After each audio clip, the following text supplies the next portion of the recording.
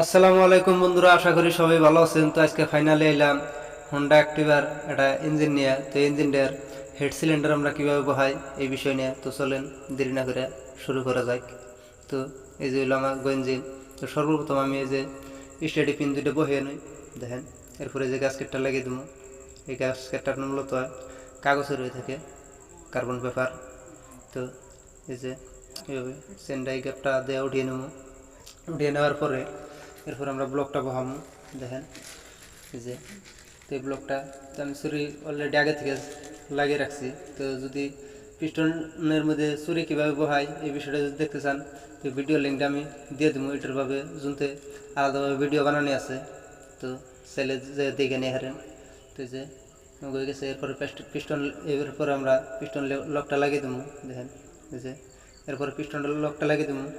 লাগানোর পরে যে পিস্টন লকের পিনটা, এই পিনটা ভালোভাবে লাগিয়ে দেবো, পিস্টন লকটা বেরিয়ে না যায়, দেখেন। তো হয়ে গেছে। এরপরে যে দুই সাইডে দিলে একটু নাড়াচাড়া দিলে কিন্তু বয়ে যাবো। তো এই যে আমাকে হয়ে গেছে। এরপরে যে এনাওয়ান গ্যাসকেট আটা, এটা এই যে এই গ্যাসকেটটা মূলত আপনার টিনে রয়ে থাকে। তো এই গ্যাসকেটটার মধ্যে সুন্দরভাবে ভালোভাবে আটা দিয়ে তারপরে লাগিয়ে দেবো।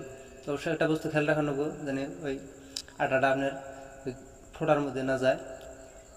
মোবিলের যেটা ফোটা আছে ওই ফোটা দিয়ে মোবিলটা টপ আহে। তো এই যে রকার দুটা লাগাবো আমরা।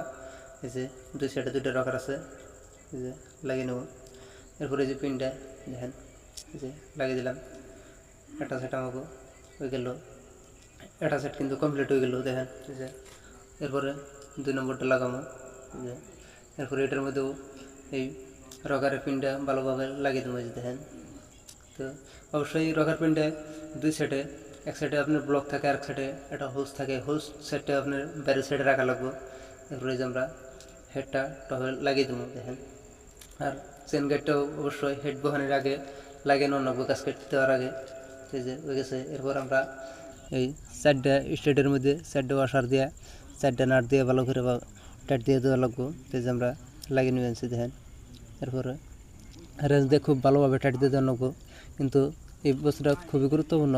টাইট কিন্তু কম বেশ হলে ক্রসিং টাইট দেওয়া লাগে, আসলে ক্রসভাবে টাইট দিয়ে ভালো করে। কিন্তু টাইট কম বেশ হলে আপনার মোবিল লিক হওয়ার চান্স থাকে। এই জন্য এই নাটগুলো খুব গুরুত্বপূর্ণভাবে ভালো করে টাইট দেওয়া লাগে, দেখেন। এই যে তো আমাকে প্রায় টাইট হয়ে গেল। তো এরপরে যে দুই সাইডে দুইটা 10 নম্বর দুইটা বল্টু থাকে, এই বল্টু দুটাও ভালোভাবে টাইট করে দেওয়া লাগবো। যে কিন্তু এখানে যদি লুজ থাকে, এই বল্টু দুটো লুজ থাকলে এই দুই সাইডেও কিন্তু লিক হওয়ার চান্স থাকে। তো এরপরে যে স্পকেটটা লাগিয়ে দেবো আমরা, ক্যামেজ স্পকেটটা, এই যে দেখেন। এই যে এরপরে দেখেন, এই যে বল্টু দুটো লাগিয়ে দেবো। এরপরে পুরো টাইমিংটা দেখাবো আমি, কীভাবে টাইমিং রাখি আমরা। না দেখলে তো বুঝবেন না। তো দেখেন আমি টাইট করে নিই। আমি যেহেতু টাইমিং রাখছি, টাইট করার পর আপনাকে টাইমিংটা দেখাবো, দেখেন। এরপরে যে টেনশনারটা, এটার টাইমিং যেন অ্যাডজাস্টার বলে হয়, এই টেনশনারটা লাগিয়ে দেবো, দেখেন। এই যে তো লাগিয়ে তো টেনশনারটারও দুই সাইডে দুইটা বল্টু দিয়ে ভালো করে টাইট দিয়ে দেবো। তো এই যে আমাকে লাগিয়ে আনছি, দেখেন। তো এই যে টাইট হয়ে গেল। এরপরে যেটা টাইমিংয়ের কথা বলছিলাম, যে দেখেন ম্যাগনেটের মধ্যে এই যে একটা দাগ পাচ্ছেন কেসিংয়ের মধ্যে। আর এই যে ম্যাগনেটের মধ্যেও এখানে একটা টি মার্ক দেওয়া আছে, এই টি, এই যে দেখেন ভালো করে দেখেন। এই যে এই টিটা এখন জানি, এই টিটার লগে কিন্তু ওই দাগটার লগে কেসিংয়ের যে দাগ আছে, ওই দাগটার মধ্যে একবার মাছ বরাবর থাকা লাগবে। এটা হলো টাইমিংয়ে ম্যাগনেটের টাইমিং। এই টাইমিংটা যদি এটা মিলাইলে পরে আপনার পিস্টন টপ থাকবে। আর যে দেখেন ক্যামিজ স্পকেটের মধ্যে দুই সাইডে দুটা দাগ পাচ্ছেন। তো হেডের আপনার যে ওই দুই সাইডে একবারে উপর থেকে নিচে একদম সমান বরাবর থাকবো।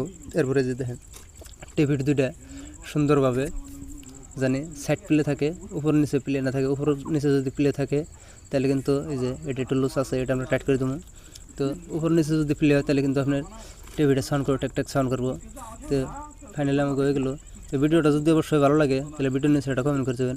আর যদি এই চ্যানেলে নতুন হয়ে থাকেন তাহলে অবশ্যই সাবস্ক্রাইব করে পাশে থাকবেন, যাতে পরবর্তী ভিডিও আপনার নোটিফিকেশন চলে আসে।